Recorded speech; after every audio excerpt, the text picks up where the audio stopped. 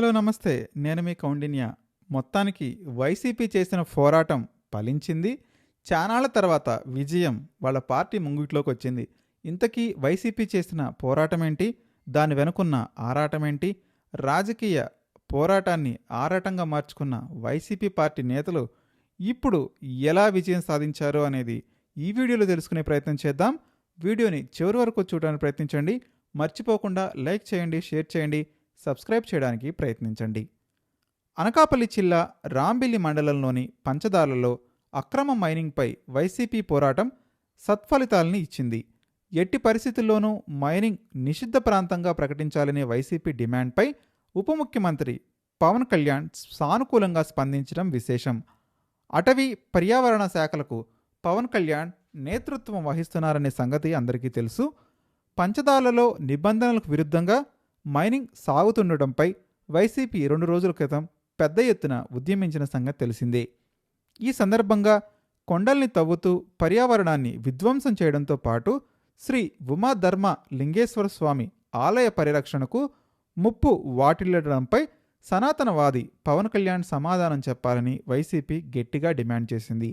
ఈ నేపథ్యంలోనే పంచదార్లలో అక్రమ మైనింగ్పై Anakapalli collector, pollution control board అధికారులతో పవన్ కళ్యాణ్ మాట్లాడడం జరిగింది. వైసీపీ ఆరోపించినట్టు నిబంధనలను ఉల్లంఘించి అనుమతులకు మించి మైనింగ్కు పాల్పడినట్టు కలెక్టర్, కంట్రోల్ బోర్డు అధికారులు ఉప ముఖ్యమంత్రికి నివేదించారు.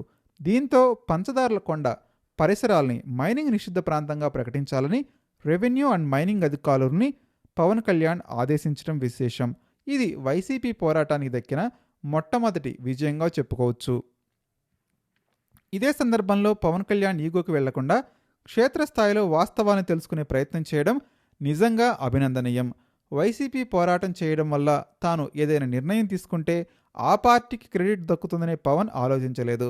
అక్రమ మైనింగ్కు పాల్పడ్డ సంస్థకు ఇచ్చిన పర్యావరణ ఎస్టాబ్లిష్మెంట్ ఆపరేషన్స్ అనుమతుల్ని వెంటనే రద్దు చేయాలని కూడా పవన్ కళ్యాణ్ ఆదేశించడం జరిగింది. అలాగే మైనింగ్ అనుమతులు పొందిన సంస్థ నిబంధనల ఉల్లంఘనకు పాల్పడినట్లు కలెక్టర్, పీసీబీ అధికారులు ఇచ్చిన ప్రాథమిక నివేదిక ఆధారంగా సంబంధిత కంపెనీకి జరిమానా విధించడంతో పాటు కఠిన చర్యలు తీసుకోవాలని కూడా ఆదేశించడం జరిగింది. పర్యావరణ పునరుద్ధరణ కూడా సంబంధిత సంస్థ బాధ్యత తీసుకోవాలని, శ్రీ ఉమాధర్మలింగేశ్వర స్వామి ఆలయ పరిరక్షణ చర్యలు తీసుకోవాలని ఆయన ఆదేశించారు. ఇవన్నీ కూడా వైసీపీ పోరాటం వల్ల లభించిన ప్రయోజనాలుగా భావించవచ్చు. తప్పుల్ని తమ దృష్టికి ప్రభుత్వం తీసుకొచ్చినప్పుడు ప్రభుత్వం సానుకూలంగా ఆలోచించాలి. అందులో నిజానిజాల గురించి తెలుసుకోవాలి. వైసీపీ ఆరోపణలో నిజం ఉందని తెలిస్తే వెంటనే చర్యలు తీసుకోవడానికి వెనకాడకూడదు. ఎందుకంటే సామాజిక సమస్యను మాత్రమే చూడాలి తప్ప రాజకీయ కోణంలో ఆలోచించకూడదు. ఈ విషయంలో పవన్ను వైసీపీ అభినందించి తీరాలి. అటవీ పర్యావరణ మంత్రిగా పంచదార్లపై పవన్ కళ్యాణ్ చొరవ తీసుకోకపోతే వైసీపీ పోరాటం వృధా అయ్యేది.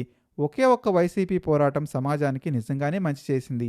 పంచదార్లలో అక్రమ మైనింగ్కు శాశ్వతంగా నిషేధం విధిస్తే అంతకు మించిన సంతోషం ఏముంటుంది అని వైసీపీ నేతలు అంటున్నారు. ప్రకృతి వనరుల్ని కాపాడుకోవాల్సిన బాధ్యత మనందరిపై ఉంది. ప్రతిపక్ష పార్టీగా వైసీపీ చేసిన మంచి పని ఖాతాలో పంచదార్లలో మైనింగ్ కూడా అడ్డుకోవడం చేరింది. ఇప్పుడు మీరు కూడా మీ అభిప్రాయాన్ని కామెంట్ రూపంలో తెలియజేయండి. నిజంగానే ఇందులో వైసీపీ పార్టీకి క్రెడిట్ ఇవ్వాల్సిందేనా? మర్చిపోకుండా కామెంట్ చేయడానికి ప్రయత్నించండి.